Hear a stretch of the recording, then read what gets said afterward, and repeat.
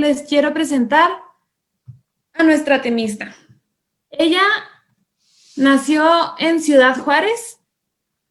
Fue nombrada en 2016 por el gobernador del estado de Chihuahua como directora general del Instituto Chihuahuense de la Juventud. Actualmente es diputada local en la sección, en la sección 66, en la 66 legislatura del Heroico Congreso del Estado. Espero que esté diciendo bien esta información, muchachos, porque yo no sé mucho de leyes y sí, pero bueno, ahí les va. También ella es egresada de la Universidad de Texas en El Paso, de la licenciatura de Educación en el 2009 y de la maestría en Educación en el año 2011. Desde los 3 añitos de edad, comenzó a practicar ballet clásico, que la motivó a fundar y organizar el primer encuentro nacional de danza clásica en Ciudad Juárez. Este encuentro tuvo como objetivo no solo promover la danza clásica en la ciudad, sino también promover a Ciudad Juárez de manera positiva a nivel nacional. Este evento la llevó a ser ganadora de la beca Jóvenes Creadores del Conaculta en 2007 y a ser nominada para el Premio Estatal de la Juventud en el mismo año. Este mismo arte la convirtió en maestra voluntaria de danza por varios años en escuelas de bajos recursos en Ciudad Juárez. Es consejera nacional de la Asociación Civil Nada Nos Detiene, que tiene como objetivo desarrollar el liderazgo político y comunitario en México. Ella define a la educación y a la política como sus 2 grandes pasiones. Entonces, la recibimos con muchos corazones, con muchas manitas o con el emoji que más les guste a ustedes. Ella es Marisela Terrazas Muñoz. Gracias, Gemma. Muchas gracias por esta presentación. Es un gusto estar con ustedes esta noche. Debo confesarles que me motiva mucho el poderles platicar, pero a la vez me da nervios porque me siento muy honrada de que me inviten a platicarles un poquito de lo muy poquito que yo sé, pero sobre todo darles mi testimonio de mi trabajo y de mi vocación en el servicio público. No sé si pudiéramos o me pudieran habilitar para compartirles pantalla, porque les tengo preparada una presentación. Si es así, bueno, pues ya intento. Sí, ya está. Muy bien. Entonces,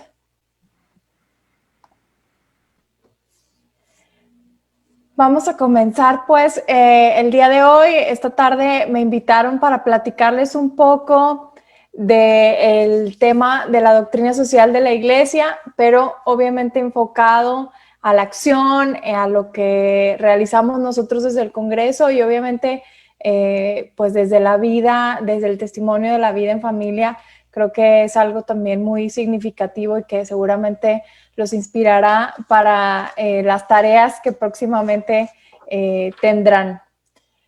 Y quisiera comenzar con este tweet que hizo el Papa Francisco el día de ayer con relación al Día Mundial de las Misiones, y tuiteaba lo siguiente, dice: la misión, la Iglesia en salida, no es un programa que se logra mediante un esfuerzo de voluntad, es Cristo quien saca a la Iglesia de sí misma en la misión de anunciar el Evangelio. Te mueves porque el Espíritu te empuja y te lleva. Obviamente sabemos qué es lo que nos motiva, que es pues llevar la palabra de Dios, pero también verla cristalizada en el bien de las personas, en cómo transformamos la vida de las personas. Creo que es algo que va más allá de lo que vamos descubriendo al inicio de esta iglesia de salida o de esta vida de misionar. Y bueno, dentro de la doctrina social de la Iglesia tenemos 4 principios básicos. El día de hoy yo solamente les hablaré de 2, que creo que son los, pues no quisiera decir más importantes y relegar a los otros, pero sí son los que nos motivan y los que seguramente estarán presentes en nuestras tareas en las próximas misiones, que es el bien común y la persona humana. Los otros 2 es subsidiariedad, que seguramente lo conocen, y solidaridad. Ya les hablaron un poquito en mi presentación de quién soy, sin embargo, bueno, me gustaría darles un breve resumen de quién es la persona que está aquí presente frente a ustedes. Soy una joven, porque sí soy joven, me siento joven, de 33 años, soy católica, practicante, soy de Juárez, amo mi tierra, nomás que bueno, ahí tuve la fortuna de casarme con una persona de la capital, entonces bueno, ya soy de aquí, de allá, de los dos lados, pero soy orgullosamente juarense, estoy casada, tengo una hija de 18 años, que ahorita más al rato les voy a platicar de ella. Soy licenciada y maestra en educación y como ya les platicaron, bueno, formo parte de una asociación nacional que se llama Nada Nos Detiene.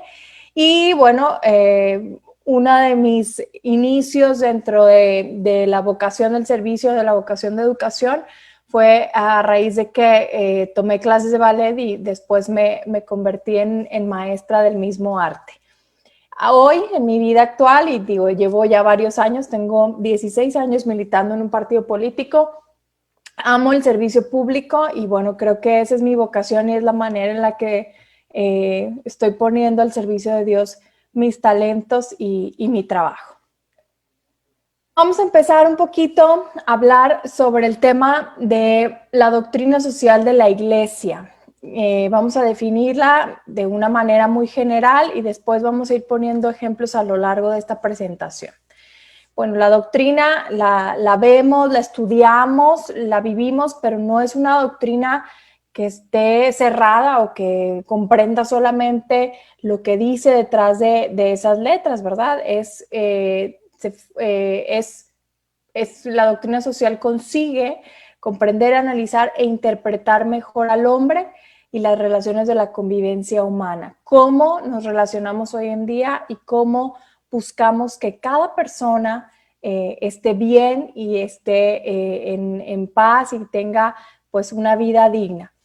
La doctrina social, donde la encontramos en los diferentes libros, donde la vivimos, pues no es un libro que se quede ahí mismo y que esté finalizado y que ya esté cerrado.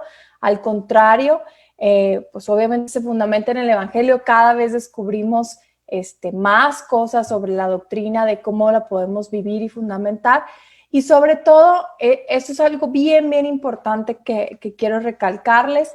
La doctrina social de la Iglesia es una respuesta a los retos sociales. ¿Qué retos sociales tenemos hoy en día? Bueno, tenemos un tema de hambre, tenemos un tema de pobreza, tenemos un tema muy complicado de salud, que es la pandemia, lo que estamos viviendo hoy en día. Y bueno, todos tenemos miedo incluso de salir de nuestras casas, a evangelizar, ¿verdad? O sea, todos tenemos miedo de salir de nuestras casas, ir más allá, hablar de esto, pero creo que es parte de los retos y de cómo va evolucionando el salir de la iglesia, lo que nos decía el Papa en el Día de las Misiones, cómo está empujado en la fe, en el amor a Dios y en lo que vamos a hacer en cada una de nuestras tareas.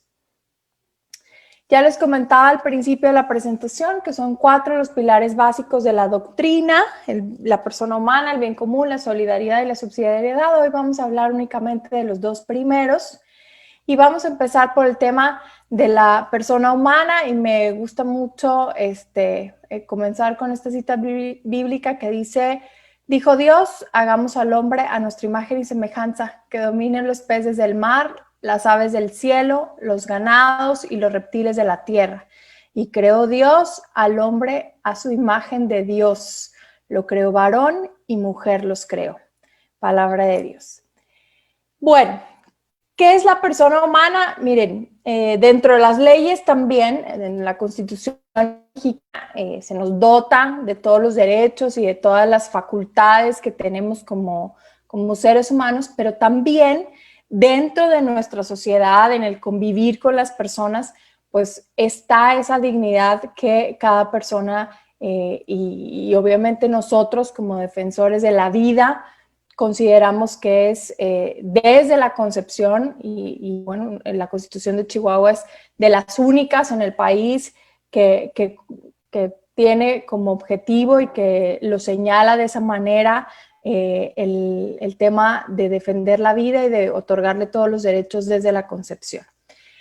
Una sociedad justa debe respetar y promover la dignidad de la persona humana. Todos nosotros queremos que cada persona de la que estamos aquí, que cada persona de la que vive en este mundo tenga una vida digna, y eso incluye pues temas de alimentación, de vestimenta, de salud, que tenga un derecho a vivir sin violencia. Yo recuerdo mucho que en estos debates que se hacen, sobre todo en el Congreso, sobre la defensa de la vida y en contra del aborto, pues peleamos obviamente por la vida de todos aquellos no nacidos, pero esa discusión, muchachos, muchachas, va mucho más allá.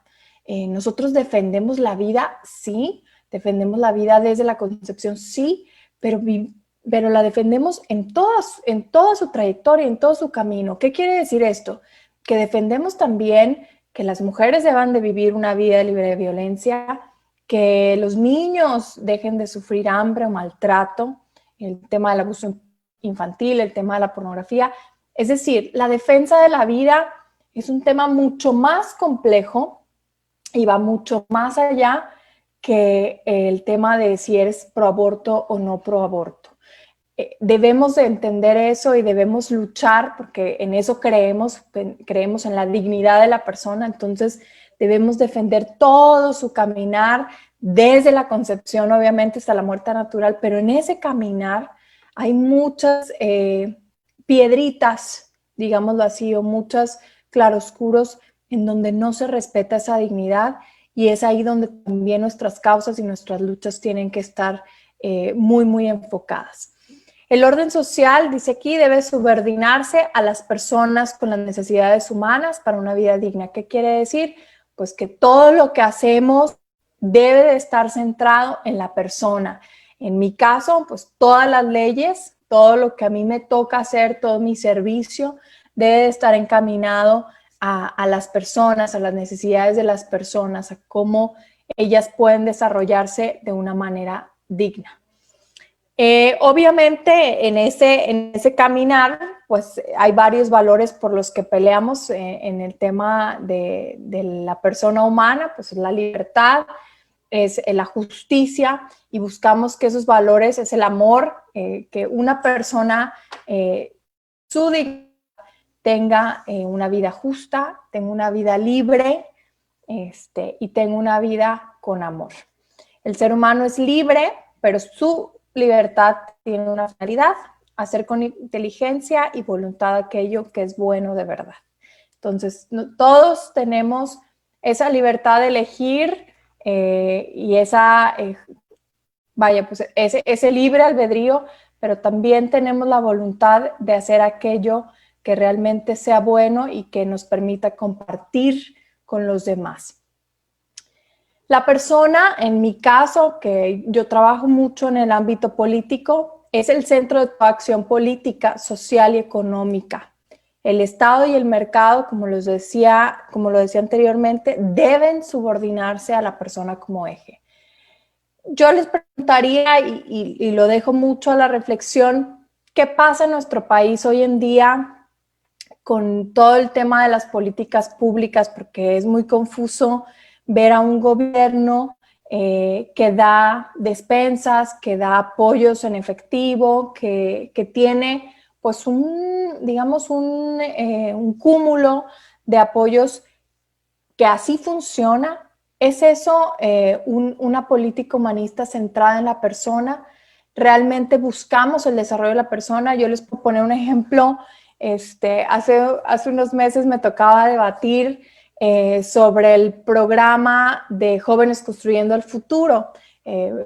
Normalmente yo he trabajado mucho en los programas que tienen que ver con jóvenes, y la verdad es que criticaba completamente este programa, no porque estuviera en contra de que se les diera un apoyo a los jóvenes o que se designara una partida tan grande de dinero al tema juvenil. ¡Qué padre! Bueno, eso nos debe hacer sentir orgullosos. Sin embargo, hay algo oculto detrás de este programa. En realidad quieren mantener a los jóvenes ocupados, pero no les interesa su desarrollo. Es decir, si tú estás estudiando arquitectura, tú puedes estar trabajando en una papelería con la beca de Jóvenes Construyendo el Futuro y no hay ninguna conexión entre lo que tú estás estudiando, entre tus talentos, tu desarrollo personal, con el trabajo que te están dando. Entonces, como gobierno, no me interesa si te desarrollas o no, digo, esa es la señal que mandan, nomás con que tengas un dinero y que me estés agradecido por ese dinero. Entonces, ¿cómo las políticas públicas, cuando no tienen como centro a la persona, su desarrollo, pues son políticas populistas, como en este caso, y cómo vamos viendo que no funcionan? También podemos ver ejemplos cuando tenemos políticas públicas, en el caso de gobierno, que son aisladas, en donde trato a las mujeres por un lado, a los niños por el otro, a los adultos mayores por el otro, pero nunca los veo en una concepción de familia. Entonces también ese centro, esa unidad, esa célula básica de donde se forma la persona humana, no existe dentro de las políticas de gobierno. Entonces, son ejemplos en donde toda la acción, y en este caso me enfoqué mucho en la política, pero ustedes van a hacer una acción social, una misión, van a estar cerca en esa lucha del evangelio, de proclamar el evangelio a través de sus acciones. Bueno, en esa parte deben de reflexionar qué es realmente lo que quieren lograr, cómo se va a centrar en la persona cada una de las acciones que ustedes emprendan en ese momento. La persona humana solo puede sobrevivir y desarrollarse con la ayuda de los demás. Es decir, no podemos hacerlo solos. Nosotros dependemos y somos partícipes de la ayuda de otros, y es el proceso en el que nosotros también estamos al misionar, al servir, al proclamar la palabra de Dios. Desde el primer momento, hombre y mujer tienen la misma dignidad desde su concepción, tienen esos derechos, tienen ese goce y disfrute de derechos. También la Constitución lo marca. Se ayudan y se complementan. Dios hace que la unión plena entre el amor, de amor entre hombre y mujer sea fructífera gracias a sus hijos, y obviamente la familia de ahí constituye la familia como célula primera de la sociedad. Entonces, un gobierno que no está centrado en esa célula pierde por completo cualquier articulación o cualquier política pública que le pueda realmente redituar a la familia. Yo he puesto muchas veces el ejemplo que da el doctor Pliego, un investigador de la UNAM, sobre el tema de las familias.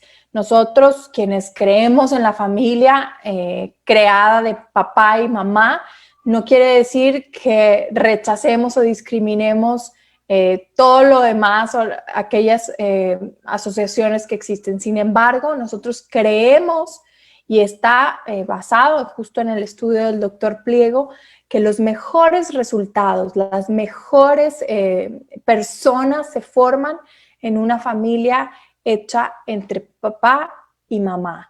Es ahí donde los hijos pueden realmente, porque su seguridad y su desarrollo es un 70% se genera gracias a la relación de papá y mamá. Entonces, si eso nos funciona, hagan de cuenta, si ese ingrediente en la receta del pastel nos funciona, es donde debemos estar trabajando y es donde debemos implementar esas políticas públicas y ese trabajo de la sociedad. Entonces, ya les di varios tips en su acción social, resumiendo un poquito cómo promovemos a la familia, cómo promovemos la dignidad de la persona y cómo trabajamos siempre en el hecho de que la persona es el centro de nuestro objetivo. Para resumir un poquito el tema de la persona humana, bueno, sabemos que las personas están dotadas de dignidad y de derechos. Eso nos lo da las leyes de Dios y nos lo da la doctrina social, nos lo da la ley del hombre. Todo se planifica alrededor de la persona. No podemos pensar alrededor de una economía, no podemos pensar alrededor de un gobierno o del poder, sino alrededor del bienestar de las personas. A eso se refiere el respeto irrestricto de la persona humana. Es la figura principal de acción, es lo que nos motiva, es lo que nos levanta todos los días y es lo que nos va a mantener bien enfocados en cada una de nuestras acciones. No son monedas de cambio. A veces también los políticos cometen el error de ver esto como en una acción de voto, sino como en un bienestar y no como en algo que realmente trascienda. Las personas no son un objeto, las personas todas, incluso aquellas que sufren de enfermedades graves, aquellas que sufren de alguna discapacidad, aquellas personas que sufren una pobreza extrema, jamás serán un objeto. Son personas con derechos, son personas con una dignidad y que obviamente merecen una vida pues digna, una vida con todos los derechos que marca esta doctrina. Es responsable de hacer valer esta visión en los demás, todas las personas que trabajamos en ello. Vamos a pasar al siguiente punto. Espero que no se me vaya ninguno de mis apuntes que tengo por aquí. Me voy a regresar un poquito antes del tema de la persona humana para resumir un poquito. ¿Cuáles son los retos que tenemos hoy en día en el tema de la persona humana? Bueno, ya vimos que es la cuestión del hambre, todo lo que sucede, todas las estadísticas. Yo les puedo hablar un proyecto increíble que se está realizando en Juárez, que ustedes en Chihuahua pues ya nos llevan varios pasos, que es un tema de un banco de alimentos. Nosotros estamos trabajando apenas en la construcción de uno en Ciudad Juárez y nosotros tenemos alrededor, en esta ciudad, alrededor de 15,000 familias que tienen pobreza extrema alimentaria, es decir, se levantan y se duermen y no tienen que comer. Entonces, bueno, ya hay varias organizaciones trabajando en ello y de ahí hay 35,000 familias más que tienen pobreza alimentaria, que hacen una comida al día o a veces un día sí y un día no. Entonces, todas esas son causas que deben de estar presentes, que también en el tema de gobierno, pues la persona humana no se respeta cuando tenemos un tema de populismo, como se los plantea ahorita en el tema del ejemplo del proyecto de jóvenes construyendo el futuro. Vamos a pasar al tema del bien común. Hablamos que en esta frase dice: el amor es la mayor fuerza de transformación de la realidad porque derriba los muros del egoísmo y colma las fosas que nos tienen alejados unos de otros. Una vez que entendimos el tema de por qué trabajamos, para quién trabajamos, pues vamos entendiendo el porqué o el objetivo más grande que nos tiene aquí. Hace unos meses todos escuchábamos pues que allá en China había una pandemia, ¿no? Que estaba, pobres chinos, no manchen, pues se comieron un murciélago y ya, pues ahí acabó todo, ¿no? Y decíamos, pues pobre, ojalá que salgan pronto de todo esto. Y vean, meses después o semanas después empezamos con los primeros casos. Cuando después de 3 meses, 4 meses de estar encerrados dijimos, ya bueno, ya parece que nos estamos recuperando. Bueno, hoy tenemos uno de los rebrotes más fuertes en donde estamos ya muy cercanos a la saturación completa de los hospitales y otra vez a vivir esta incertidumbre, estos problemas de salud obviamente que traen muerte, que traen más desempleo, más ajustes económicos y eso nos hace ver pues que otra vez no estamos solos, que pertenecemos a una comunidad y que el bien de la comunidad pues obviamente es nuestro bien, pero ahorita en la preocupación pues hay una preocupación común, hay un miedo común y es donde eso nos motiva a la acción. El bien común, según el Concilio Vaticano II, es el conjunto de condiciones de la vida social que hacen posible a las asociaciones y a cada uno de sus miembros el logro más pleno y más fácil de la propia perfección. En el bien común buscamos desprendernos de nosotros mismos, es decir, buscamos el bien de las personas y en muchas ocasiones el bien mayor, porque hay que seleccionar entre esas decisiones cuál es el bien mayor para que haya o que para que se respete esa dignidad. En este marco del bien común, bueno, se incluyen los derechos humanos a la alimentación. Buscamos que nadie sufra hambre, ese es un objetivo muy importante. Buscamos que todas las personas tengan una vivienda, tengan salud, tengan educación, tengan ese acceso a la educación. Y junto con esto, pues que haya libertad de opinión, de reunión y sobre todo, más difícil en estos días, de religión. Yo no sé si han visto en esta última semana el documental que ha salido sobre el caso de Rubí y el caso de Maricela Escobedo. Creo que en muchas trincheras nos ha simbrado, nos ha hecho reflexionar mucho, pero yo los invitaría a pensar en lo que tú haces. Si tú eres profesor, profesora, si tú eres trabajador de alguna maquiladora, de una empresa, ¿qué está pasando en nuestra vida? ¿Qué está pasando para que suceda o para que no sucedan casos como el que pasó con la vida de Maricela Escobedo y de Rubí? En lo personal, yo les comparto que eso me hizo como agarrar fuerzas y decir, a ver, o sea, ¿por qué si todo mundo, por qué si ahí se muestra un sistema político podrido, un sistema judicial podrido y de gente corrupta y de gente ineficiente, por qué mi vocación no puede ser diferente? Entonces, ¿por qué la misma vocación de cada uno de nosotros? Yo estoy segura que ustedes al misionar sacrifican muchas cosas, tienen que vencer muchas tentaciones, pero es ahí cuando vuelve otra vez a nuestra mente el por qué lo hacemos y el resultado final que queremos lograr, que obviamente pues es un tema de bien común. Entonces, aunque toda la adversidad, digo, en esa película lo narran, o en ese documental se narra completamente lo que pudiera estar perdido en nuestro país, ¿no? O sea, que no hay un sistema judicial, que no hay justicia, que no hay, que no se pudo proteger la dignidad de estas personas, que no se pudo proteger su vida.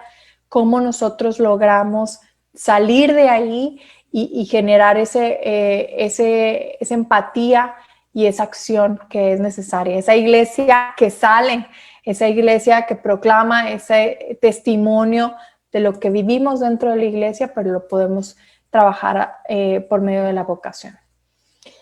Desear el bien común significa en este sentido ser capaz de pensar más allá de nuestras propias necesidades. Hoy en nuestro país, en el mundo, tenemos cientos de miles de millones de pobres y no podemos dejar de pensar en esa opción preferencial por ellos. ¿Qué es lo que hacemos nosotros en lo que trabajamos, en lo que nos dedicamos para combatir, perdón que sea tan repetitiva, pero esa hambre? O sea, nosotros ahorita seguramente ya tenemos hambre y vamos a cenar muy rico en nuestras casas, pero ¿cómo combatimos esa hambre, ese frío, esa vida digna de niños, de mujeres que no la tienen? ¿Cómo se logra esa responsabilidad común? Pues obviamente a través de la participación, a través de la acción, lo que estamos haciendo ahorita. En mi caso, cuando oigo la palabra participación, luego llega a mi mente participación política, ¿no? O sea, eso creo que en mi caso ha quedado muy claro, pero obviamente hay mucha participación, como lo que hace COMI, como lo que hacen las organizaciones de la sociedad civil, los laicos, cientos de movimientos, los movimientos de matrimonios, pero también la participación ciudadana, el estar enterados. Yo les preguntaría, digo, normalmente lo hago en una charla muy específica de participación ciudadana, pero siempre les pregunto, ¿ustedes conocen a su diputado? ¿Quién es su diputado de su distrito? quién es el senador que pues tenemos 3 senadores, 2 electos directamente y uno, digamos, plurinominal, que representan al estado de Chihuahua, los conocen, quién es su alcalde o alcaldesa, sus regidores, porque son los que toman las decisiones a nivel municipal. Entonces, la participación ciudadana es uno de los pilares que hace que la democracia, que los gobiernos funcionen. Si nosotros como políticos no tenemos ese sopeso o ese contrapeso de la ciudadanía, bueno, pues entonces se comete muchas veces el error de que tomamos las decisiones sin pensar en la persona humana, ¿no? O sea, lo que hablábamos ahorita. Tomamos decisiones desde nuestra visión, desde nuestra opinión y no en un balance de lo que es realmente la acción política que incluye a cada uno de ustedes.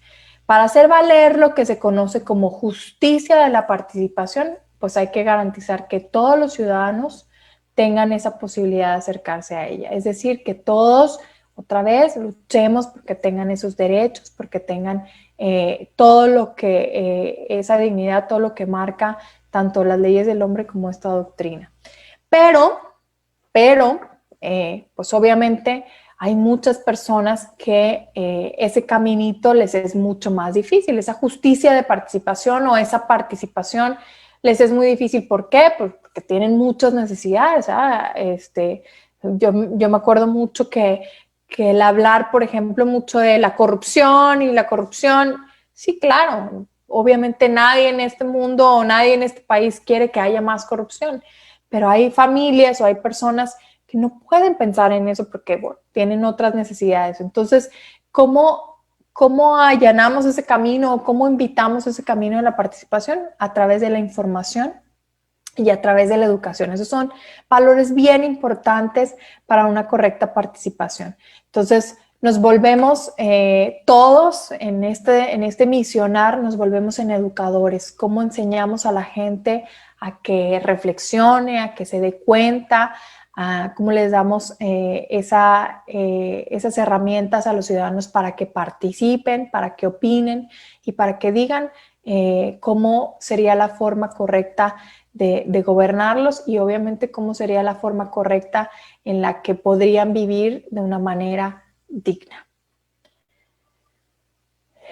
Bueno, las decisiones económicas, dice, también en la vida económico-social deben respetarse y promoverse la dignidad de la persona humana, su entera vocación y el bien de toda sociedad. Hablamos también en términos económicos, cuando la empresa o las empresas pues ven más allá o ven de mayor importancia el tema de la economía, de las ganancias, que el tema de la vocación y de la dignidad de las personas. Hoy en día, bueno, la pandemia nos vuelve a poner en una decisión de esas que les decía ahorita del bien mayor y del bien menor, de cómo protegemos a las personas y también pues en estas decisiones cómo las protegemos primero de una manera en el tema de salud y después obviamente en el tema económico, que también preocupa y que también es muy importante para quienes trabajamos como misioneros en cada uno de nuestros ámbitos. En mi caso, yo quisiera contarles qué me motiva a mí a ser misionera, a apoyar una misión que es una misión política, que es una misión pues de trascendencia. Yo la verdad es que creo y sueño, y lo vi con mis padres porque ellos también trabajaron mucho desde lo que les correspondía en aquel tiempo, de construir un mundo mejor que el que tenemos, que todas las familias tengan una vida digna.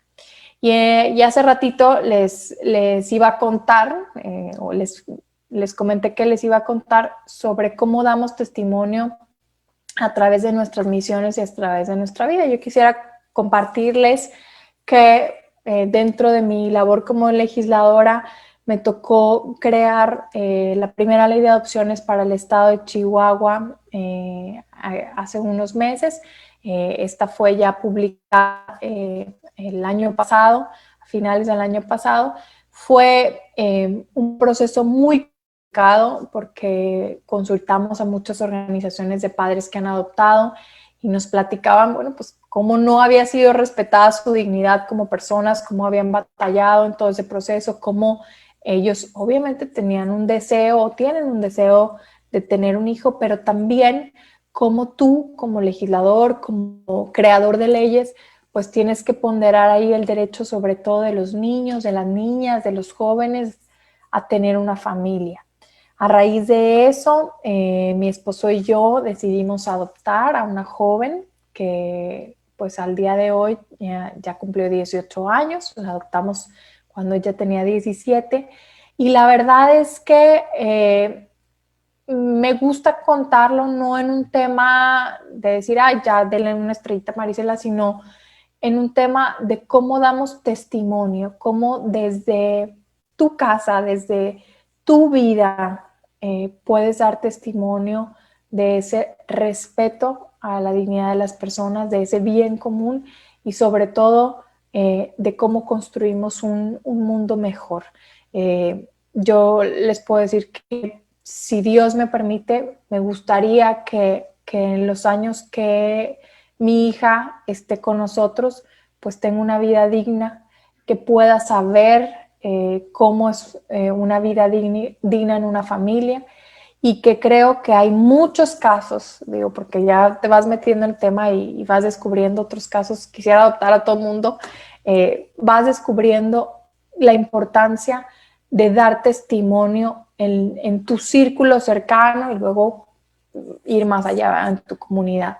Entonces, yo sé que muchos de ustedes pues no están casados, todavía tienen su novia, su novio, pero cómo dan testimonio desde su noviazgo, desde sus misiones, o sea, no es solamente decir, ay, voy a ir a servir porque me la paso re suave en las misiones y aparte en la iglesia también bien padre y ahí está la niña que me gusta o mi mejor amigo, pero llego a mi casa o llego a la escuela y no tengo ninguna intención de trascender en la escuela, no tengo ninguna intención de respetar a mi mamá o a mi papá. Entonces, todos queremos construir algo mejor, todos estamos convencidos en que se necesita trabajar en esta iglesia hacia afuera, pero también esa iglesia, bueno, recuerden que la iglesia es la iglesia doméstica, pues es nuestra familia. Entonces es ahí donde se da el primer testimonio y ojalá que ustedes a través de estas misiones, obviamente, pues están generando una trascendencia, pero logren ese interior, volver a dar testimonio en sus familias mismas. Y bueno, como a través de esto he ido descubriendo mi vocación y mi profesión. El tema del trabajo, bueno, pues es la autorrealización y obviamente está ligado a un compromiso y es mi propósito de vida. Y yo sé que ustedes también se levantan todos los días, a veces sin saber cuál es su vocación. Algunos ya la tienen muy clara y eso es lo que los motiva y decir, bueno, yo quiero ser médico para poder salvar la vida de muchas personas, o yo quiero ser abogado para defender a todas aquellas mujeres que necesitan esa defensa, o yo quiero ser sacerdote para dar esa guía espiritual, ¿sí? Entonces tenemos que encontrar dentro de ese trabajo, dentro de ese compromiso, de ese propósito de vida, nuestra vocación y el plan de Dios, lo que quiere para nosotros. Todos tenemos un cúmulo de talentos. Busquen dentro de estas misiones. Yo sé que son momentos muy estructurados, que se tienen las actividades, que se tiene, pero busquen y encuentren en ustedes mismos esa vocación, qué es lo que los apasiona, qué es donde esas tantas habilidades y dones que Dios les da se pueden multiplicar y pueden trascender en la vida de muchas personas. Donde reina, pues obviamente, esa pasión y ese amor por hacer las cosas, seguramente ahí está esa vocación y ese plan de Dios que tiene para ustedes. Y bueno, quisiera también hablarles un poquito que dentro de esa vocación, dentro de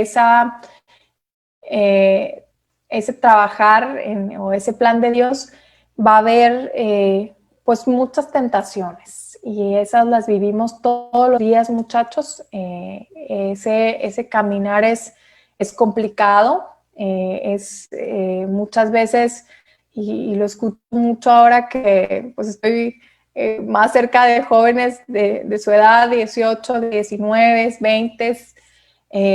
Hoy la inmediatez que les da su generación, que está alrededor de ustedes, les hace ver de una manera mucho más sencilla encontrar ese camino, y cuando no llega, bueno, se vuelve más complicado, o a veces llega de una manera muy rápida y no entendemos, y de ahí está pues el deseo de poder, el deseo de fama, la popularidad, todo el dinero. Ahora muchos de los jóvenes quieren ser youtubers y famosos, y bueno, todo eso llega, tal vez puede llegar en un trabajo que te haga nunca perder el objetivo. ¿Qué es lo que tú quieres? Bueno, si tú quieres llegar a ser un gran médico, si quieres llegar a ser una enfermera, un político, a mí me encantaría que muchos de aquí, a raíz de esta plática, dijeran, híjole, ¿qué se me hace que a lo mejor me hago diputado, o me hago presidente municipal, o me hago gobernador? Ojalá que de ahí nazca mucho esa vocación política, porque nos hace falta gente que pueda caminar en esa profesión, pero también nos hace falta gente que en la espiritualidad sepa y conozca y pueda vencer esas tentaciones. No quiere decir, no es una regla que todos los católicos hacemos las cosas de manera bien, pero sí tenemos esa espiritualidad que nos ayuda y que nos hace fuertes al momento de vencer cada una de las tentaciones que se dan en este caminar, en esta profesión y en esta vocación.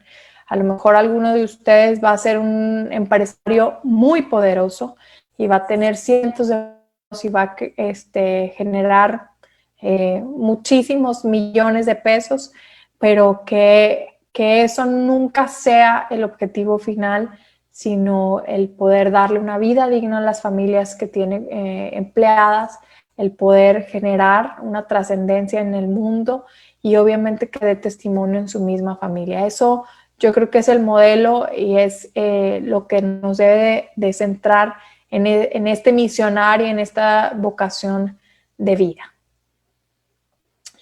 Y bueno, aquí les puse algunas frases que creo que son importantes. El destino más elevado del hombre es servir que gobernar. El trabajo siempre ennoblece al hombre, y obviamente el trabajo es una necesidad, parte del sentido de la vida en esta tierra.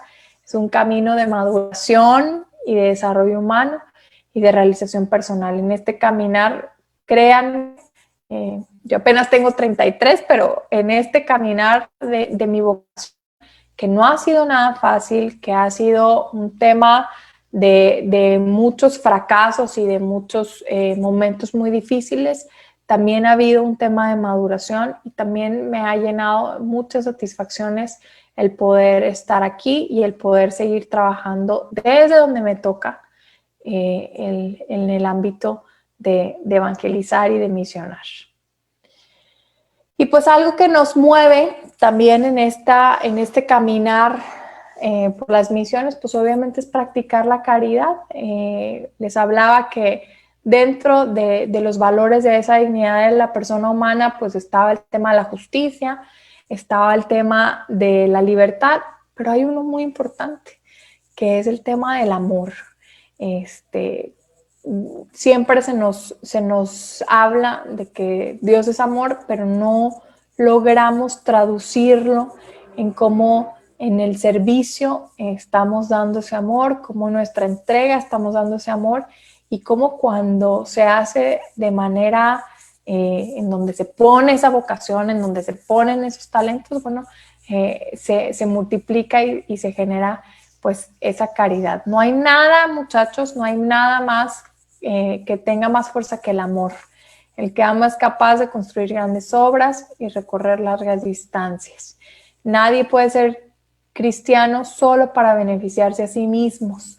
Nosotros buscamos ser cristianos, vivir la palabra de Dios y salir a proclamar el evangelio desde las acciones, desde el trabajo, desde la voluntad y la caridad.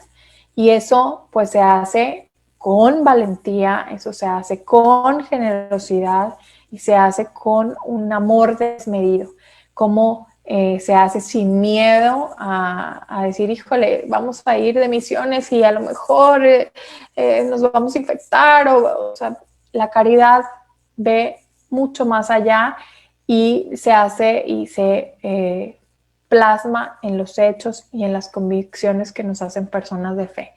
No podemos, y quisiera ponerles de ejemplo en mi trabajo, pues no puedo decir que estoy a favor de la vida y la familia y no hacerlo, y no declararlo públicamente y no demostrar y trabajar en mi familia, lo cual también es complicado porque bueno, mi trabajo es muy demandante y como eso hay que generar ese balance entre realmente en los hechos y en el testimonio puedes tener una familia y puedes ocuparte de ella.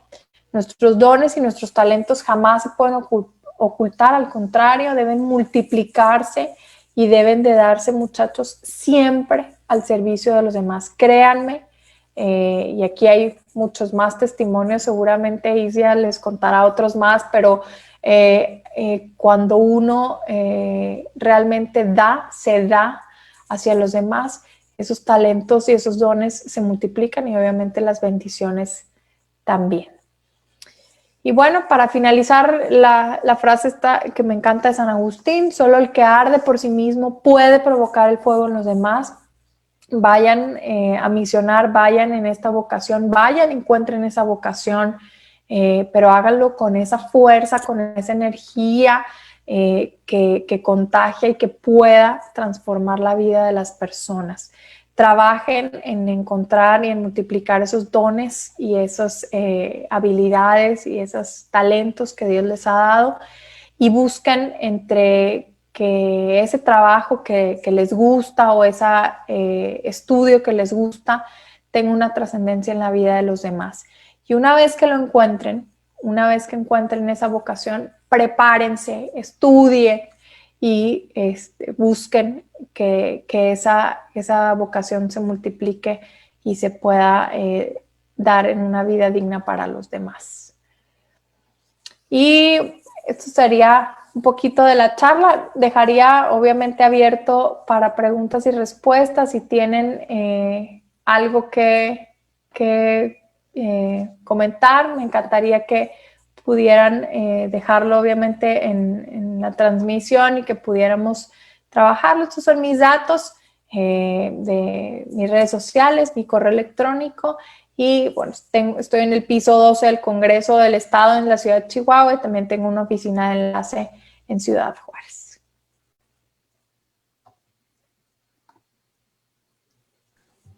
Muchísimas gracias, Marisela. Y chicos, si tienen alguna pregunta, luego escriban en los comentarios porque la verdad es que estuvo muy interesante. Por mientras, te leo aquí un comentario que pusieron, Marisela, que dice: qué hermoso tema, les gustó mucho. Ha habido muchísimos corazoncitos a lo largo de tu plática. Hermoso y muy inspirador, muchas gracias. Muchas gracias por el tema, ponen varios de ellos. Y yo te quiero decir que algo de lo que personalmente más admiro de una persona es la congruencia. Y como tú nos has estado platicando con tu testimonio, demuestras un chorro de eso, de la congruencia con la que vives. O sea, todo lo que nos cuentas, yo sé que también tú te esfuerzas un chorro para poderlo vivir. O sea, no es así como que tú vas al Congreso y defiendes la vida y la dignidad de la persona y afuera no lo haces. Entonces, qué maravilloso y qué respetable. Entonces, pues por mi Gracias, parte, eso me sorprendió mucho de ti. Gracias. No, pues no, lucho todos los días y debo confesarles que a veces hago y pataleo y digo, ¿por qué Dios me designó esta vocación? Pues sí, es muy difícil y bueno, sí tengo mis momentos y sí es muy complicado.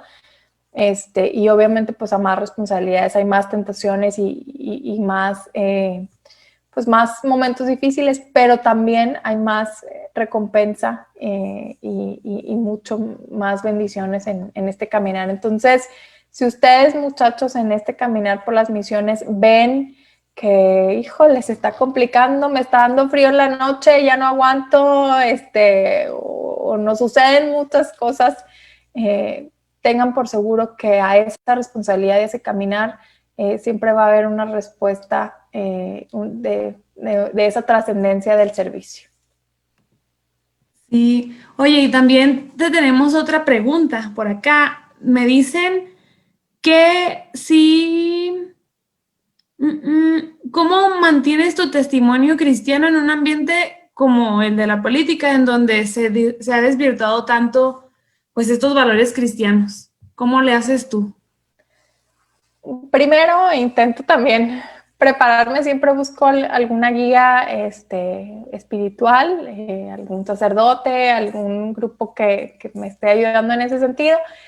Y pues yo estoy segura que Dios me designó en esta vocación. Entonces lo tengo claro todos los días, cuando estoy trabajando en el Congreso, cuando estoy dialogando con mis compañeros y les digo, o sea, al final de cuentas hay muchos de mis compañeros que obviamente no coinciden en muchos temas ideológicamente. El primer paso pues es respetar esa forma y el segundo paso pues es obviamente en el debate, en mi trabajo, poder convencer y evangelizar de alguna u otra manera este tema, ¿no? O sea, nunca va a ser fácil, nunca vas a tener un ambiente en donde todos coincidan contigo, todos estén a favor de la vida o todos estén a favor de la familia. Bueno, respetarás, pero tú en lo que a ti te toca, ¿cómo puedes generar leyes que protejan la familia? ¿Cómo puedes generar leyes que protejan la vida? Eso me toca a mí y eso lo tengo muy claro. Cuando titubeo, cuando busco esa ayuda espiritual y sí me sucede, sí me pasa muy seguido, pero siempre encaminada y en ese examen de conciencia de poder hacer las cosas lo mejor posible y en esa guía de Dios. Muchas gracias. Aquí te voy a leer otra pregunta que pusieron en Facebook, que es, ¿qué aconsejarías para un joven para poder entrar, aunque sea un poco en la política, y ayudar con la participación? Bueno, lo primero, el primer paso es estar informados. ¿Qué sucede? ¿Qué está sucediendo en la política? ¿Quién nos gobierna? ¿Por qué nos gobierna de una u otra manera? Incluso, digo, no sé si en sus tiempos sucedía, pero en los tiempos míos era como, no hables de política ni de religión, ¿no? O sea, como que para nada, sentémonos, dialoguemos de política, digamos, esto funciona, esto no funciona, esta es mi opinión, así deberían de ser las cosas. Veamos el ejemplo de otros países, de cómo se gobierna bien en algún lugar, en ciertas políticas públicas, en temas de educación, en temas de salud, etcétera, y empecemos como a que el ratoncito esté corriendo y diga, ah, caray, o sea, algo no está funcionando, si tenemos un país en donde hay muchos muertos, o si tenemos un país en donde se está abriendo el tema de la violencia contra las mujeres, entonces quiere decir que algo no está bien, ¿no? Entonces, ese es el primer paso, estar conscientes, estar con los ojos bien abiertos. El segundo paso, elige entre las opciones que hay de participar, ¿cuál es la que más te convence? Yo les platicaba muy al principio de la charla, yo tengo 16 años en un partido político. Yo elegí ese partido político porque coincidía con mis convicciones, con mis ideales, y tengo compañeros que desde la prepa, bueno, eligieron otro partido, eligieron otra corriente y porque coinciden con ella. Entonces, pero busquen, porque estas generalidades de decir todos los políticos son malos, todos los partidos son malos, todo el gobierno es una basura, bueno, pues no nos lleva a ningún lado ni nos hace transformar nada. hay personas pecadoras en todos los partidos, sí, hay muchas personas pecadoras en todos los partidos, hay personas pecadoras en los gobiernos, sí, por supuesto, pero ¿qué es lo que nos hace dar esa transformación? El entrarle a participar. Y le puedes entrar, si yo soy educadora y estoy en la política, pues puede ser médico, puede ser abogado, puede ser ingeniero, hay espacio para la política y para hacer las cosas bien desde donde ustedes lo deciden. Hay gente que decide hacerlo desde la iglesia y lo hace muy bien, todos los laicos que tienen una misión increíble, hay quienes deciden hacerlo desde la sociedad civil, también lo hacen excelente. Entonces, lo primero que hay que hacer es estar atentos y lo segundo, decidirse y en qué camino seguir. Hay muchos programas de fundaciones internacionales, hay una de ellas la Konrad Adenauer, pero hay fundaciones y asociaciones políticas que promueven estos ejercicios. Nosotros, antes de la pandemia, teníamos un ejercicio, una dinámica de ser diputado por un día, e invitábamos a los muchachos a estar dentro del Congreso durante un día completo y aprender el tema legislativo. A nivel nacional existe un ejercicio similar. Entonces, hay muchas oportunidades para estar inmersos y para poder participar. Muchas gracias. Hay varias preguntas que creo que ya con tus respuestas has ido respondiendo. Por ejemplo, esta que dice, bueno, esta a lo mejor sí puede ser un poco más diferente y ya tú nos respondes con esta última, que sería, ¿cuál sería el mayor reto que enfrentaste al entrar en la política y seguir viviendo tu fe? Pues han sido muchos muy complicados. Hay una experiencia que viví durante el primer año y eso creo que es una experiencia buena y he vivido algunas malas, pero de las buenas, en el primer año había una iniciativa, una decisión muy complicada que teníamos que tomar los diputados sobre los municipios. Los municipios nos estaban pidiendo una opinión para, bueno, unos préstamos muy grandes de dinero. No quisiera darles más detalle, pero bueno, eran una autorización que teníamos que dar nosotros como Congreso. Y la verdad es que se dio en un revoltijo de muchas cosas porque había desconfianza. Entonces, si votabas a favor, pues era votar a favor de miles de millones de pesos, y votabas en contra del desarrollo de los municipios. Es decir, era una decisión bastante compleja. Yo ese mes que se discutía esta iniciativa lloraba todos los días, y decía, es que, ¿por qué Diosito me manda a mí estas cosas?